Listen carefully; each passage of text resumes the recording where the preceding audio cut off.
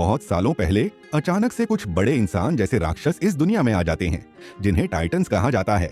उन्हें इंसानों को खाना पसंद होता है।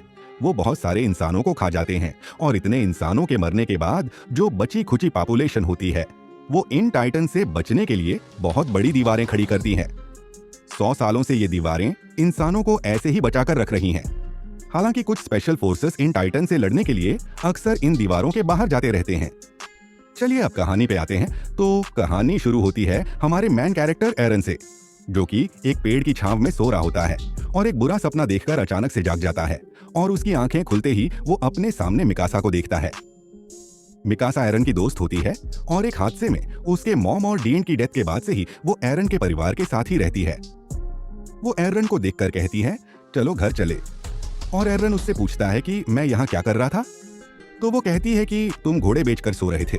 तो एरन कहता है कि नहीं, मैं बस एक लंबे सपने में फंस गया था। और फिर मिकासा उससे पूछती है कि तुम्हारे आंखों में आंसू क्यों है। फिर हमें एक दूसरा सीन दिखाया जाता है जिसमें हमें दिखाते हैं कि एक आदमी सबसे ये कह रहा होता है कि हमें इन दीवारों की पूजा करनी चाहिए, ये हमारे लिए ईश्वर का तोहफा है। इन्हीं दीवारों ने हमें उन राक्षसों से बचाकर रखा है, लेकिन कोई भी उसकी बातों पर ध्यान नहीं देता। सब उसे नजरअंदाज कर देते हैं। तो दोबारा हमें एरन का सीन दिखाया जाता है जिसमें वो मिकासा से कहता है कि किसी को भी मेरी रोने वाली बात मत बताना। तो वो कहती है ठीक है, पर ऐसे तुम्हारा बेवजह रोना, ये तो अंकल को बताना ही होगा। तो एरन उसे चिल्लाते हुए कहता है बिल्कुल नहीं। फिर मिस्टर हेनिस, जो कि एक सैनिक होते हैं, वो एरन से पूछते हैं कि तुम रो क्यों रहे थे, कहीं मिकासा ने तो तुम्हें मार नहीं लगाई। तो वो कहता है कि मैं भला क्यों रोने लगा और आपके पास से दारू की बदबू क्यों आ रही है। अब फिर से ड्यूटी के वक्त शराब पी रहे हो। तो हेनिस कहता है कि हमें आज दीवार पर नजर रखनी है। अब यहाँ पूरा दिन रहकर भूख प्यास तो लगनी ही है, इसलिए जरा सी दारू से हम अपना काम आसान बना रहे हैं। ये सुनकर एरन गुस्से से कहता है कि क्या आप इस हालत में उनसे लड़ पाओगे। अगर वो दीवार तोड़कर अंदर आ जाए। तभी एक दूसरा सैनिक वहां आते हुए कहता है, डॉक्टर के बच्चे में बहुत गर्मी है, अगर कभी ऐसा हुआ भी तो हम संभाल लेंगे, और वैसे भी पिछले 100 सालों में अब तक ऐसा कुछ नहीं हुआ। और फिर एरन कहता है, इसलिए तो पापा कहते हैं कि हमें और भी ज्यादा सावधानी बरतनी चाहिए। तो हेनिस कहता है, माना तुम्हारे पापा ने पूरे शहर को महामारी से बचाया है और हम उनके एहसानमंद भी हैं। बट टाइटन वाला मामला बिल्कुल अलग है। हमने देखा है टाइटन्स को दीवार की मरम्मत के वक्त, और आज तक वो इस 50 मीटर के दीवार पर खरोच के अलावा और कुछ भी नहीं कर पाए हैं। तो एरन कहता है, इन दीवारों के अंदर रोज खाना खा के सोकर हम जिंदा तो रहेंगे, पर वो जिंदगी किसी कैद हुए जानवर के जैसी ही होगी। और फिर कुछ सैनिक हंसते हुए कहते हैं, काफी हिम्मत वाला लड़का है, हालांकि इस बारे में वो खुद भी कुछ नहीं कर सकता। ये सुनकर एरन और मिकासा अपने घर की तरफ बढ़ने लगते हैं और रास्ते में मिकासा उससे कहती है कि तुम्हें सर्वे कॉर्प्स में भर्ती होने वाली से छोड़ देनी चाहिए। तो एरन कहता है, अब तुम भी ऐसा कहोगी। तो वो कहती है कि मेरा वो मतलब नहीं था। तभी एक बेल बजती है और एरन खुश होकर कहता है, सर्वे कॉर्प्स वापस आ गए, फ्रंट गेट खुलने वाला है, चलो। मिकासा अपने हीरोज जीत कर वापस आ रहे हैं। वहां जाने पर सारे सैनिकों के मुंह लटके हुए होते हैं और एरन उनमें से एक की तरफ मुस्कुराकर देखता है, पर वो उसे इग्नोर कर देता है। फिर एरन बाकी सर्वे कॉर्प्स को देखकर हैरान हो जाता है, क्योंकि सबको बहुत बुरी तरीके से चोट लगी रहती है और भीड़ में लोग बात कर रहे होते हैं कि सिर्फ इतने ही वापस लौटे हैं, बाकी सब खा लिए गए होंगे। यही होता है दीवार के पार जाने का नतीजा। और फिर उस भीड़ में से निकलकर एक बूढ़ी औरत अपने बेटे का नाम लेते हुए एक सैनिक से पूछती है, मेरा बेटा दिखाई नहीं दे रहा, वो कहाँ है। फिर वो सैनिक दूसरे सैनिक से कहता है कि क्या यह मोसेस की माँ है, इन्हें वो दे दो। फिर वो सैनिक उस बूढ़ी औरत को कपड़े में लिपटा हुआ कुछ देता है। उसे खोलकर देखने पर पता चलता है कि वो उस बूढ़ी औरत के बेटे का हाथ है। वो सैनिक कहता है कि सिर्फ यही बचा है, और वो बूढ़ी औरत रोते हुए उस सैनिक से पूछती है कि मेरा बेटा ड्यूटी पर शहीद हुआ है ना, भले ही बहुत ज्यादा ना, पर उसकी मौत से इंसानियत को कुछ तो फायदा हुआ होगा ना। तो वो सैनिक कहता है, बिल्कुल नहीं, इस मिशन से या कहूं तो हमारे हर मिशन से कुछ भी हासिल नहीं हुआ। मैं अपने हर सिपाही को बेवजह उनकी मौत तक ले गया, और उनमें से हर एक की कुर्बानी का इंसानियत को कोई फायदा नहीं हुआ। फिर सर्वे कॉर्प्स वहां से चले जाते हैं। उनके जाते ही कुछ लोग आपस में बात करते हैं कि क्या मुसीबत है, हमारा सारा टैक्स बस बेवजह उन टाइटन्स को इंसानी मांस खिलाने में निकल जाता है। ये सुनकर एरॉन से जोर से एक लकड़ी से मारता है और मिकासा उसे खींचकर वहां से ले जाने लगती है। और वो एरॉन से पूछती है, क्या अभी भी तुम्हें सर्वे कॉर्प्स में भर्ती होना है। पर एरन उसकी बात का जवाब नहीं देता और घर आ जाता है। फिर एरन की मॉम उससे कहती है, वाह एरन, आज तो तुम खूब लकड़ियां लेकर आए हो। और एरन एक निराशाजनक चेहरा बनाकर हाँ कहता है। और उसकी मॉम उसका कान खींचकर पूछती है कि क्या हुआ है, तुम बताओगे या फिर मुझे मिखासा से पूछना होगा।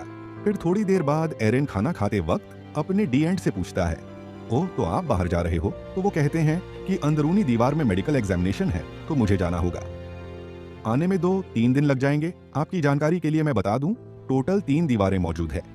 सबसे बाहरी दीवार का नाम है वॉल मारिया, बीच में जो दीवार है उसका नाम है वॉल रोज और सबसे अंदरूनी दीवार का नाम है वॉल सिन्हा। फिर से कहानी पे आते हैं। इसके बाद मिकासा एरिन के पेरेंट्स से कहती हैं कि वो सर्वे कॉर्प्स में भर्ती होना चाहता है और एरिन की मॉम कहती है कि ये सब क्या है, तुम्हें पता भी है अभी तक कितने लोग दीवार के पर मारे जा चुके हैं। और फिर उसके डीएंड उससे पूछते हैं कि क्यों बाहर जाना चाहते हो। तो वो कहता है कि मुझे जानना है कि बाहर की दुनिया कैसी है। मैं अपनी पूरी जिंदगी दीवारों में कैद होकर नहीं बैठना चाहता, और अगर सब चुप होकर बैठ जाएंगे तो अब तक की दी गई सारी कुर्बानियां बेकार हो जाएंगी। ये सुनकर उसके डीएंड वहां से जाने लगते हैं और उसकी मॉम उसके डीएंड से कहती है कि आप एरन को डांटेंगे नहीं। तो वो कहते हैं कि हम किसी की जानने की चाहत को डांटकर नहीं मिटा सकते। साथ ही साथ वो एरन से कहते हैं कि मैं लौटकर तुम्हें अपने बेसमेंट का राज बताऊंगा, लेकिन उसकी मॉम कहती है कि मैं इससे सहमत नहीं हूं। सिर्फ पागल ही सर्वे कॉर्प्स में जाना चाहेंगे। तो आयरन गुस्से से कहता है कि मेरे लिए तो वो लोग पागल है जो रोज कैद जानवरों की जैसे जीकर भी खुश रहते हैं। ये कहकर वो वहां से चला जाता है और उसकी मॉम मिकासा से कहती है कि ये लड़का हमेशा मुसीबत में पड़ जाता है, इसलिए प्लीज हर मुसीबत में उसका साथ देना। फिर हम एक दूसरा सीन दिखाते हैं जिसमें एक लड़की को कुछ लोग मार रहे होते हैं और एरन उसे बचाने के लिए आता है। फिर वो लोग कहते हैं चल तू भी पीटने के लिए आ जा। तभी उसके पीछे मिक्सा को देखकर वो सब डर के मारे भाग जाते हैं और एरन कहता है मुझे देखकर भाग गए। तो आर्मी उससे कहता है कि शायद वो मिक्सा को देखकर भागे हैं। आर्मिन मिकासा और एरन का सबसे अच्छा दोस्त होता है, लेकिन उसे किसी की भी मदद लेना अच्छा नहीं लगता।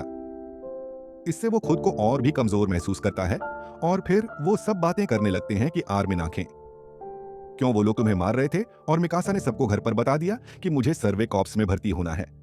कि तभी अचानक से किसी बॉम्ब के फटने जैसी आवाज सुनाई देती है और सब दीवार के पास पहुंचते हैं। वहां देखकर एरन की आंखें फटी की फटी रह जाती हैं, क्योंकि उस दीवार के ऊपर उन्हें एक बहुत बड़ा हाथ दिखाई देता है और आर्मिन कहता है यह नामुमकिन है। वो दीवार तो 50 मीटर ऊंची है और फिर सबको एक बहुत बड़ा टाइटन दिखाई देता है। वो टाइटन 60 मीटर का होता है और वो पूरी ताकत से दीवार के कोने को तोड़ देता है और उस दीवार के छेद में से टाइटन्स अंदर आने लगते हैं। सब लोग डर के मारे इधर उधर भागने लगते हैं और फिर एरन भागकर अपनी मां के पास जाने लगता है और मिकासा भी उसके पीछे पीछे भागती है। रास्ते में जाते हुए एरन सोचता है कि मेरे घर को कुछ नहीं हुआ हो, वो कोने में सलामत होगा।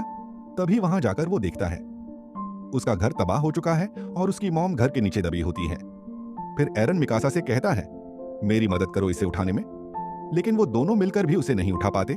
और तभी वहां एक टाइटन आने लगती है और उसकी मॉम कहती है टाइटन्स आ रहे हैं, तुम मिकासा को लेकर यहां से जल्दी निकलो। और वो कहता है कि मैं जाऊंगा जरूर, पर आपके साथ। लेकिन इसकी मॉम कहती है कि मेरे पैर कुचल चुके हैं, अगर मैं बाहर आ भी गई सिर्फ भाग नहीं पाऊंगी। तो एरन कहता है कि मैं आपको उठाकर भागूंगा। फिर उसकी मॉम उसे चिल्लाकर कहती है कि तुम कभी मेरी बात मानती क्यों नहीं, कम से कम मेरी आखिरी बात तो मान लो, ऐसे तो हम तीनों ही मरेंगे।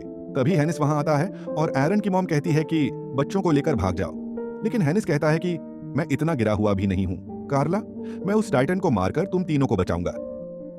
और वो उस टाइटन की तरफ भागते हुए सोचता है कि मैं आसानी से बच्चों को लेकर भाग सकता हूं, पर यही मौका है, मैं कार्ला का एहसान भी चुका सकता हूं। लेकिन उस टाइटन के सामने जाते ही वो डर के मारे कांपने लगता है और फिर वापस आकर वो एरन और मिकासा को लेकर वहां से भागने लगता है और कार्ला उसे शुक्रिया कहती है। लेकिन एरन बहुत तेज चिल्लाता रहता है कि माँ का क्या, मुझे उन्हें बचाना है। और उसकी मॉम कहती है Eren Mikasa I love you, please मेरी खातिर जिंदा रहना। और रोते हुए अंदर ही अंदर वो कहती है कि मुझे छोड़कर मत जाओ। इसके बाद वो टाइटन आती है और उसकी मॉम को वहां से उठाकर उनकी बॉडी के 2 टुकड़े करके एरन के आंखों के सामने ही खा जाती है। उस दिन इंसानों को पता चला उन टाइटन से डरकर जीने का एहसास और जानवरों की तरह पिंजरे में रहने की शर्म